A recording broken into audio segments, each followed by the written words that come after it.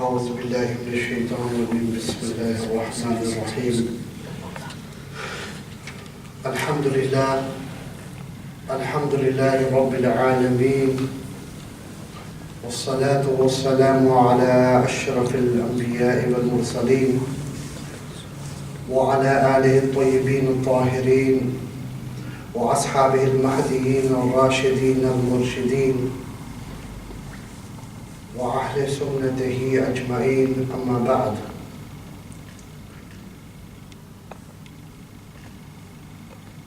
ثم يقول الله تبارك وتعالى بعد أعوذ بالله من الشيطان الرجيم بسم الله الرحمن الرحيم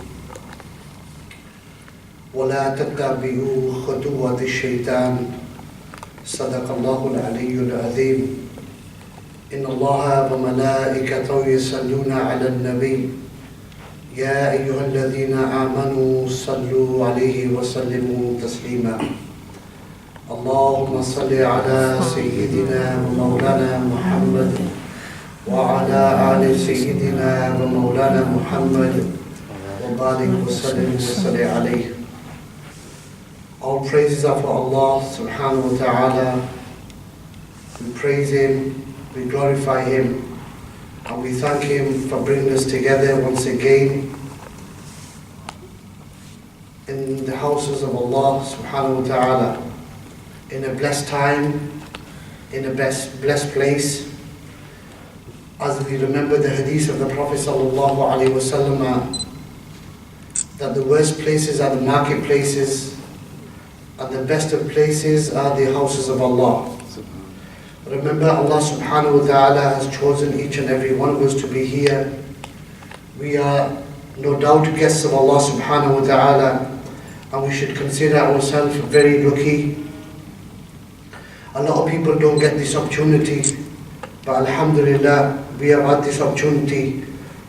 And Allah subhanahu wa ta'ala is very happy to see each and every one of us to be here today.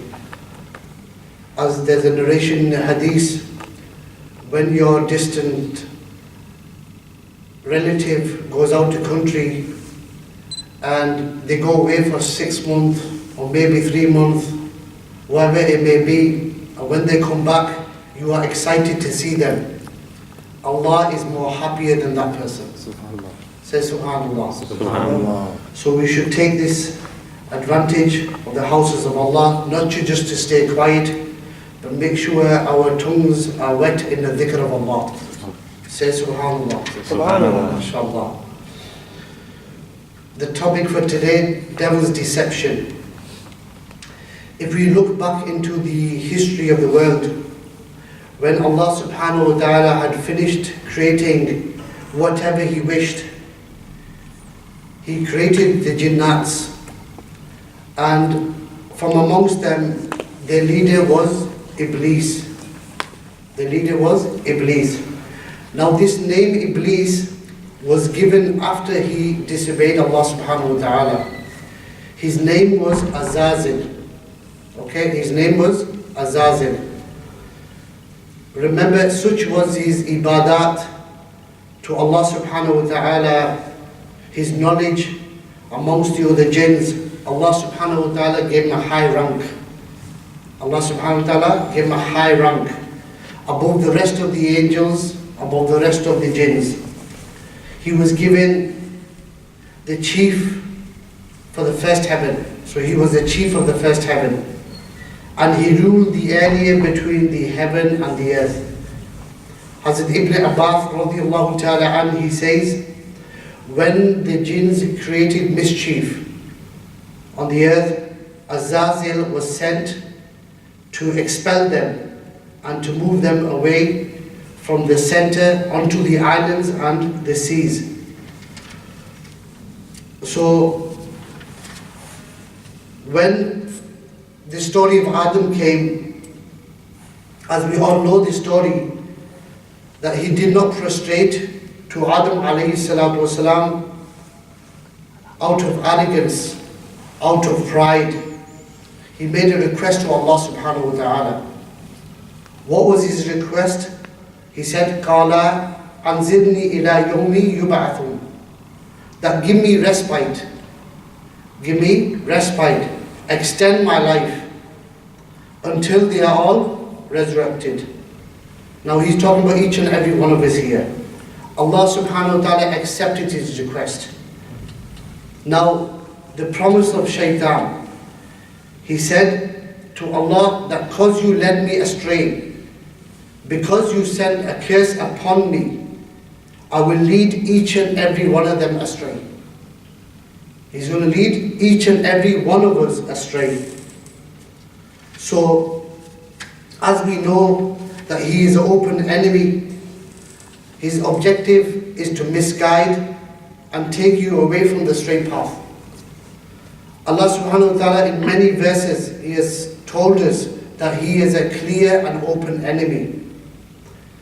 It's weird to think that he's a clear enemy, but we still fall in his trap, despite his reality. It's understandable to be fooled by a hidden enemy. Why? Because you cannot see a hidden enemy. But Allah subhanahu wa ta'ala has said in many verses that he is your open enemy. We take him as a friend, it's so strange. It's like a person, he comes to you and puts a gun on your head. And he says to you, I'm going to fire this gun in your head. You know that what's going to happen, but you still say to him, don't worry about it, just do it, I'm your friend. This is what happens. He is the enemy from the day you were born. He is the enemy from the day you were born. How do we know this? The Prophet ﷺ said that he's already declared war against you when you were born. He says, مَا مِن مَوْلُودٍ إِلَّا وَلَا وَاسْتَهِلُّ صَارِخًا, that there's no newborn that comes into this world except that he's pricked by shaitan and he's crying. Have you ever seen a newborn come into the world laughing? Have you ever seen that? Never. Why? Because the shaitan has pricked him. He's already declared war. War. The moment you were born, he's pricked you and declared war against you. And he doesn't wait for you until you become old, mature. He doesn't wait for you. He's already done it. He's declared war at the time of you were born. So, how do we know that he's there? The Prophet ﷺ narrates a hadith. He says that he will use any trick, any tool, any minute, any hour. His best, he gets any opportunity that he has. He's going to take advantage of yourself, and he's going to take you off the path of Allah. One day Sayyidina Isa alayhi salatu wasalam, we witnessed it with Sayyidina Isa alayhi salatu wasalam, that one day he saw the Satan and he had 4 donkeys. He had 4 donkeys. And Sayyidina Isa alayhi salatu wasalam, he said to Satan, what are you carrying on these donkeys? He said, merchandise. And he said, what's on the first donkey? He said, I am carrying cruelty. On one donkey, I am carrying cruelty. And the other donkey, what are you carrying on the other donkey? He said, dishonesty. And the third, he said, what are you carrying on the third? He said, treachery. And he said, what are you carrying on the last one? He said, jealousy. So Isa alayhi salatu wasalam said, who will buy this merchandise? And the Satan replied, he said, rulers will buy cruelty, traders will buy dishonesty, women will buy treachery, and as far as jealousy is concerned, scholars will do that. Scholars will buy this. So, as we know, he will sit on the path of Islam. This is what his promise was, that he will sit on the straight path. Durushi Pariye.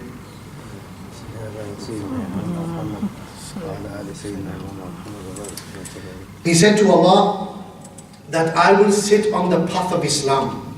Okay, I will sit on the straight path and I will lead them astray. the path of righteous, the path of the straight path. He didn't say that he is going to sit on the path of misguidance. Why? Because the people who are already misguided.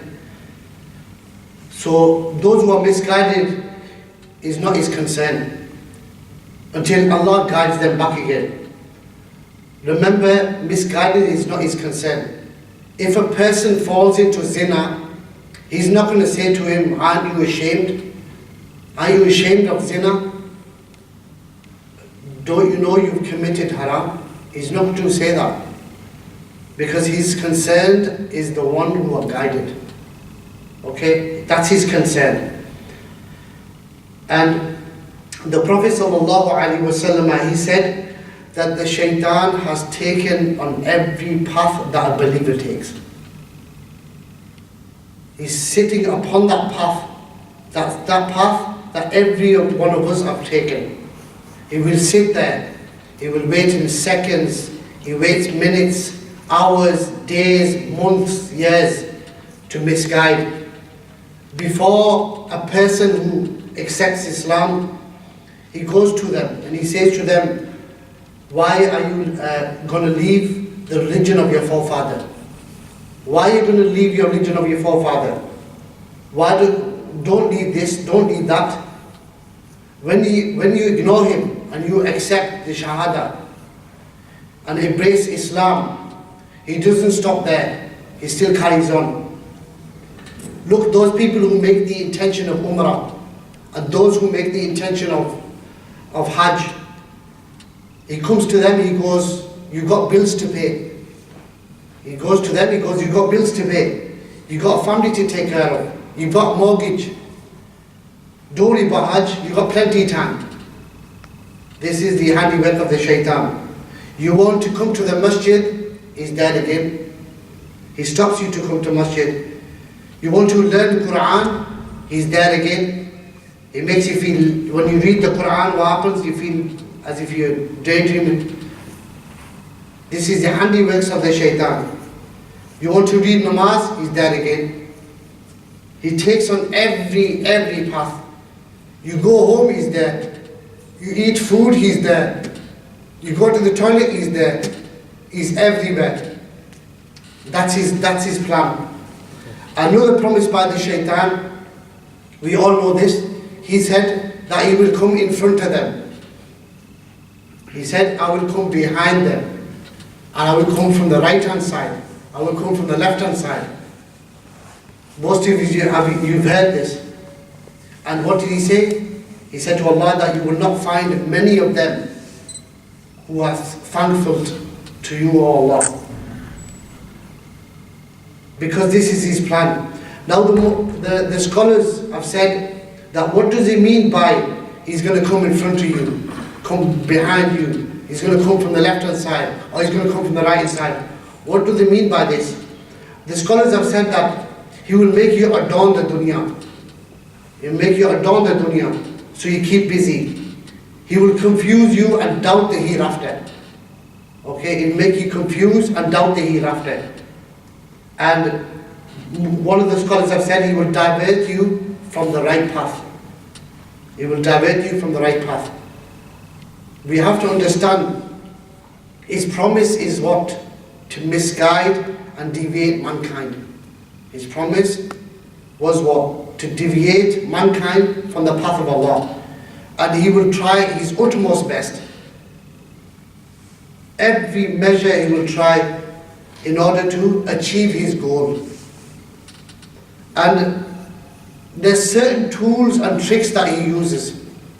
There's certain tools and tricks that he uses to execute his plan. And we need to understand these tricks in order to overpower him. Okay? So there are many tricks and tools and techniques that he uses. And there's a specific shaitan that accompanies each and every one of us. Shayateen. It accompanies each and every one of us wherever we go. This shows us that the shaitan knows us inside out. And more than that, he knows every individual. He knows what techniques work on you. He knows what techniques work on me. He knows what desires stir you. He knows what desires stir me. Everyone's different. Allah says, the devil said, I will misguide them, I will deviate them, and I will feed them false desires. Okay, false desires. And I also will feed them false hopes and dreams. He will use false hopes, false dreams, fantasies in order to misguide. And this is what the shaitan does. The shaitan feeds humans these dreams that are very unattainable or very close to unattainable. So you come obsessed with these fantasies. And this is what the shaitan wants, and this was his promise. He wants you to become consumed. Okay, he wants you to become consumed by these dreams. There's a difference between fantasies, false dreams, and real aspirations and hopes. But there's no problem in having noble goals, having noble aspirations which aspire to greatness. There's no problem in that. But when does it become a problem? It comes a problem when you're consumed by it.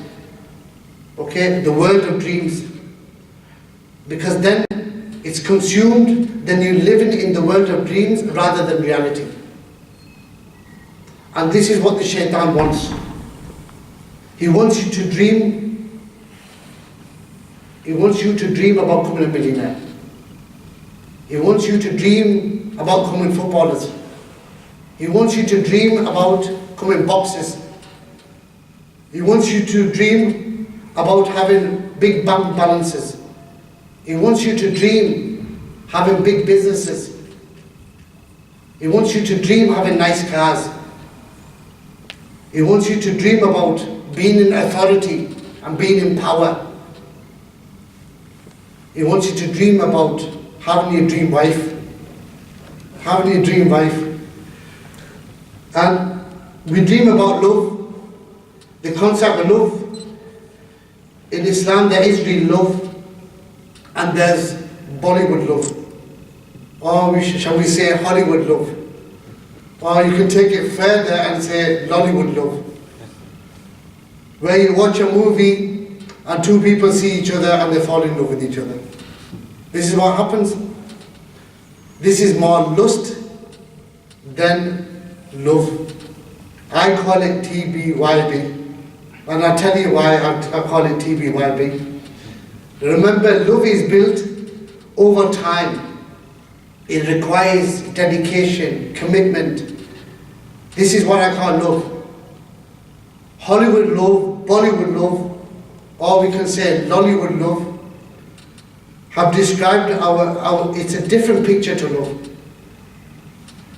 And this love requires to get to know her, spend time with her, and this word TBYB, try before you buy. This is what it is, isn't it? TBYB, try before you buy.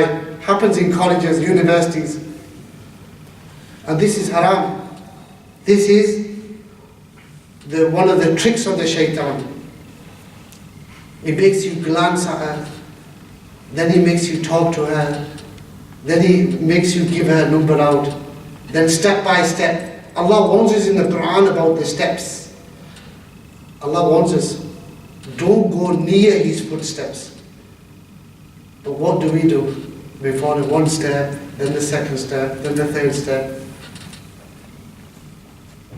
And these movies are the ones to blame. These movies are the ones to blame. And I think shaitan is behind these movies. He's the one who finances them. And every male and female has bought this reality. We know it. We see it. And this is from the traps of shaitan. We know Islam is a religion of action. It's a religion of action. And we need to have Iman before we leave this dunya. But the shaitan won't let you have Iman. He will take this away from you. Remember, Iman is built over time.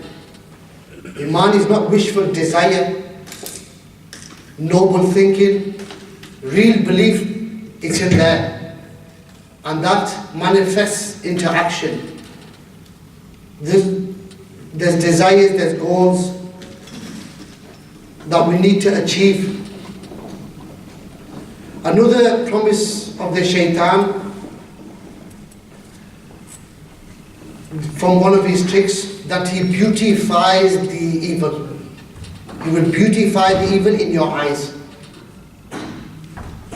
A woman might walk past and she's not that good looking, but he'll beautify that in your eyes, and you will fall into the trap of the shaitan. This is one of the things that he does. He beautifies everything. He beautifies from cheating, from gambling.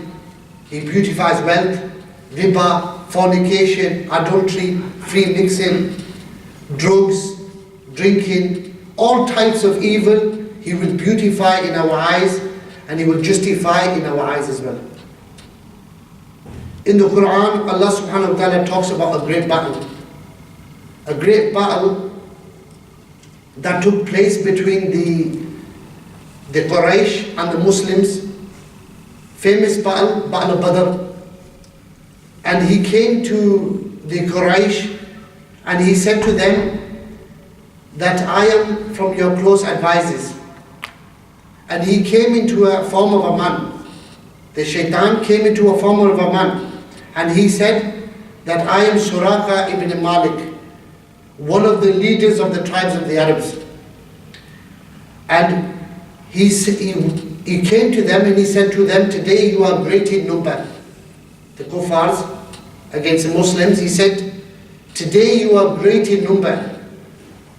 Today is the day that you will destroy the Muslims. Today you are unbeatable, and nobody will overcome you. I am your close advisor. He hyped him up. He hyped him up.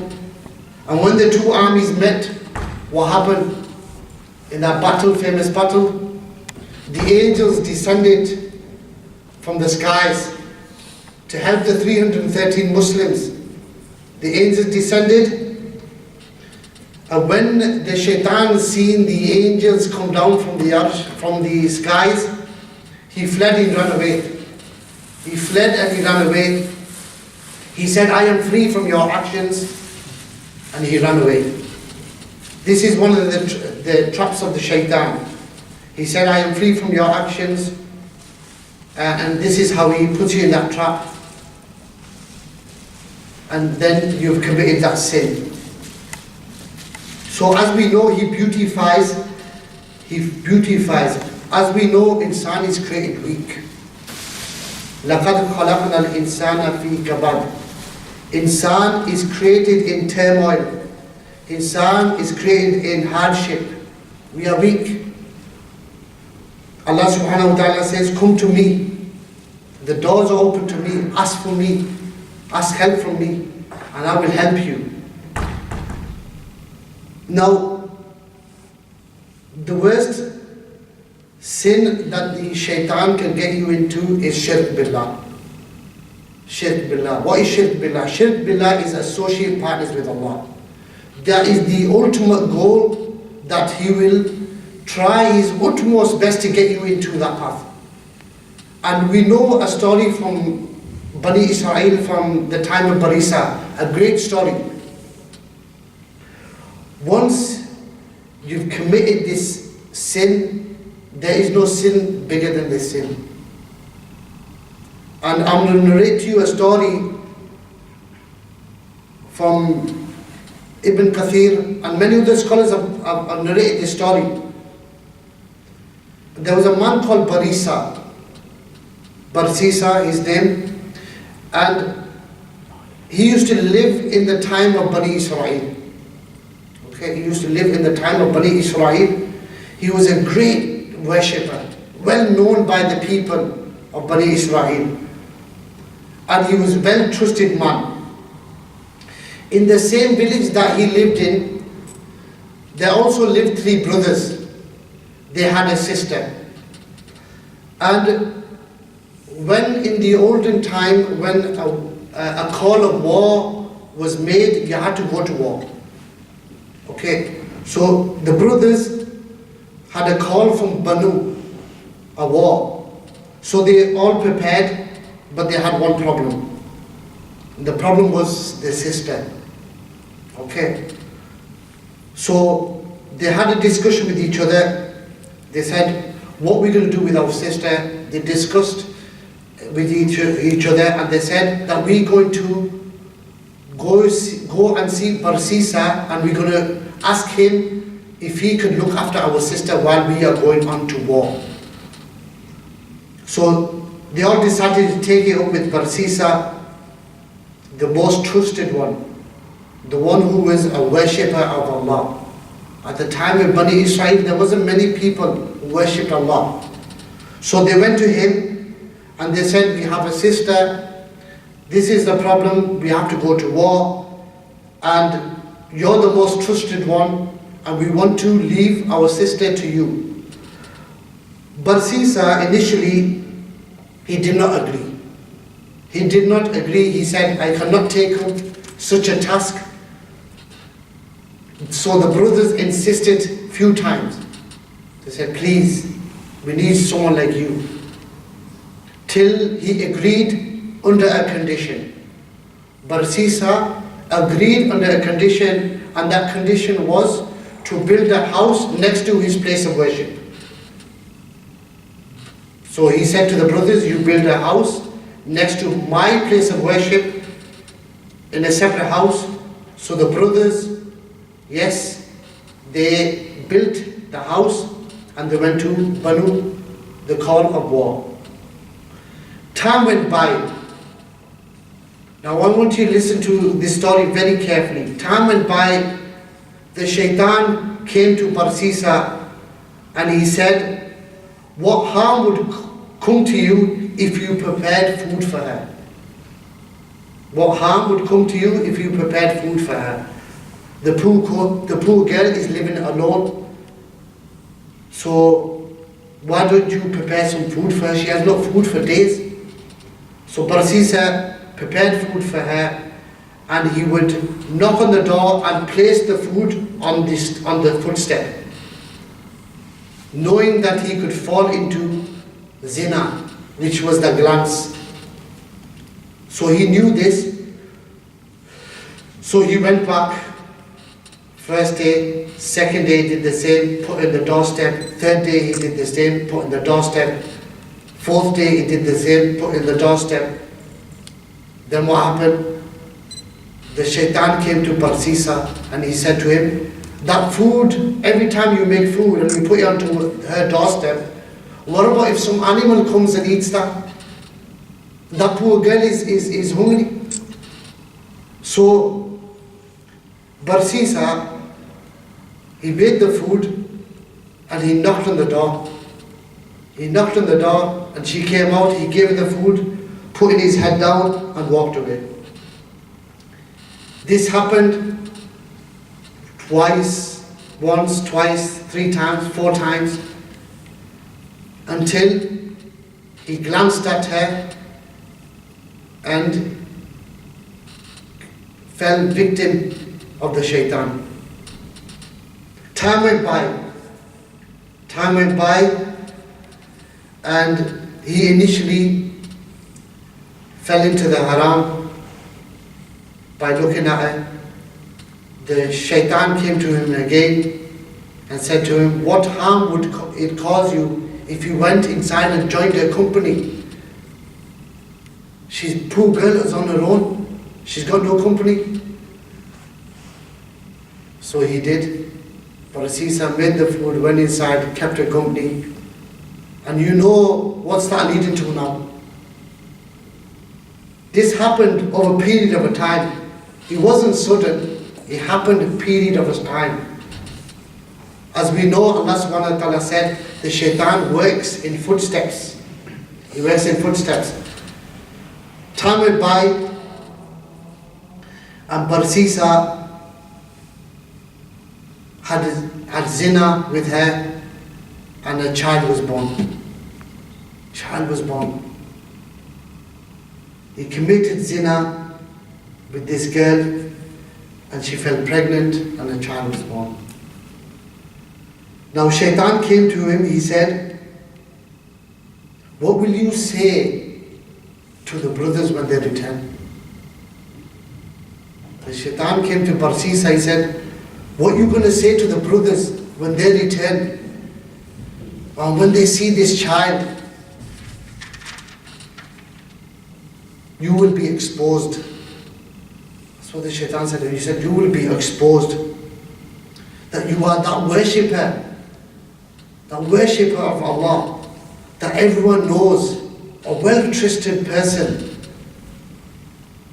Shaitan says to him, I'll give you one advice, kill the child. So Barsisa, he kills the child. He said, you got no choice just to kill the child. So he kills the child. The Shaitan comes back to him again, and he says, how about the woman? How about the woman? That you committed zina with her. Her brothers are going to find out. One advice, you've got no other choice but to kill her as well. Barsisa, he kills their sister as well. One day, upon a time, the brothers return from war and they ask about the sister. And Barsisa says that she fell ill and she died. She fell ill and she died. And the Shaitan one day came into the dreams of the brothers and revealed everything. He said to them that Barsisa is telling lies. He committed zina with her. He had a child. He killed the child. He killed your sister as well. And they buried in such and such place. So the three brothers confronted Barsisa, told him, let's go to the grave, and told him to expose the grave and to uncover the grave. When eventually they uncovered and they found the remains of the sister and the baby there, they discovered it. Barsisa was exposed. They crucified him. But now listen, just before that, what happened? Before he died, the Shaitan, he came to him in front of him. And look what he makes him commit. Now listen carefully. Just before he died, he said to him that I am the one who caused you this. He comes into a human form and he says to Barsisa, I am the one who's made you do this. I'm the one who caused you this. I'm the one who made you commit zina. I'm the one who made you kill your child. I'm the one who made you kill the sister. And I am the only one who can save you today. Barsisa, he said, under one condition, that you disbelieve in Allah and you prostrate to me. That you disbelieve in Allah and you prostrate to me. What do you think happened? Barsisa disobeyed in Allah and prostrated to Shaitan. Then Shaitan walked away. He said, Inni bari'u mink, Inni akhafullah rabbil alameen. That I am free from you. I fear Allah, the Lord of the worlds, and you are responsible for your own actions. This is what he makes us do. And he died upon that. And when he died, the Shaitan and his army began to party. And this is his plan. He comes to you as a friend. He's saying that I am your closest advisors. I am looking out for your interests. But look what happened, as we have learned from the story of Barsisa. Once you fall into his step, he says, I've got nothing to do with you and your actions.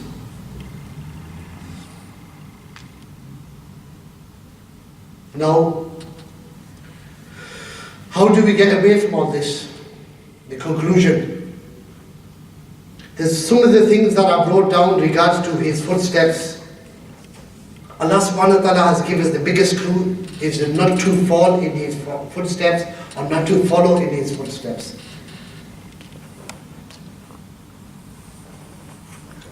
Some of the things that I wrote down in regards to how we stay away from sin and how do we stay from the shaitan is always find a good company.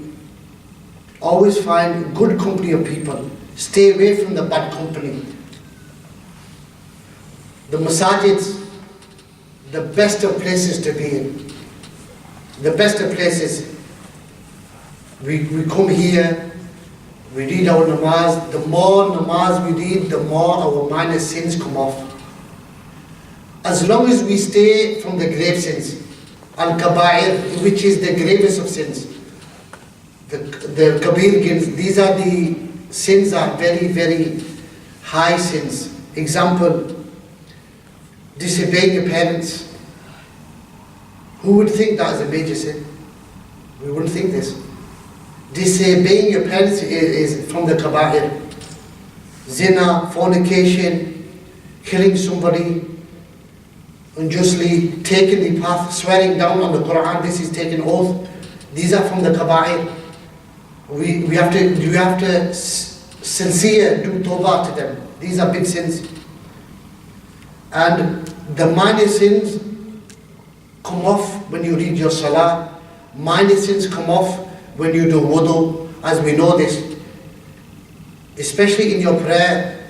One day the companions followed the Prophet ﷺ, and the Prophet grabbed hold of a branch and he shook the branch, and when he shook the branch, the leaves fell off the branch. And the companions asked, Ya Rasulullah ﷺ, how come you did that? And the Prophet ﷺ said, when a person stands in salah, his minor sins come off the same way as the leaves have come off of this tree. So we should attend namaz, even a wudu. The sins that we have caused with our hands, when we are starting to wudu, all the sins from your hands fall off. All your sins that you've done on the day with your face, your tongue, look how many times we swear. You know, they come off through wudu. Your feet, same thing with your feet. Your sins come off through your feet. Another thing what I suggest is to learn knowledge. Knowledge is your weapon against the shaitan. If you have knowledge, the shaitan will run away from you. As we know from the great Hazrat Sayyidina Al-Farooq, radiyallahu ta'ala, great companion Umar Farooq, when the shaitan used to see him, he used to flee of him. Why? Because he was a man of knowledge. He was a man of knowledge. We should come to the classes, as we have the Project Youth classes every Thursdays. We should attend them and take knowledge, because knowledge is that weapon to defeat the shaitan. Remember, he's got tools and tricks as well, but we have got weapons as well. And the weapon is the Project Youth, that we have classes every Thursday. Another way is to look at your sins every day. Look at your sins every day. What sins have you committed? And on the night, pray to Allah. Say, oh Allah, I have committed this sin today. Oh Allah, please forgive me. And believe me, Allah will forgive you. Believe me, Allah will forgive you. Always ask dua for forgiveness.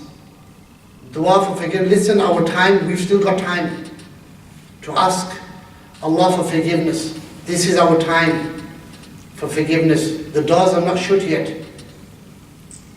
But we are the weak ones. Why? Because we are ashamed to put our hands up to Allah. This is the problem. We should do sincere tawbah. Another way is to put fear inside of your hearts. Fear of what? Fear of Allah. That He will punish you. Think about the hellfire. Another thing that will put fear inside you is visit the graveyards that the Prophet ﷺ has commanded us.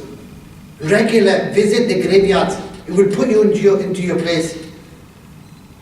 And one of the last ones I've said is wash a dead body.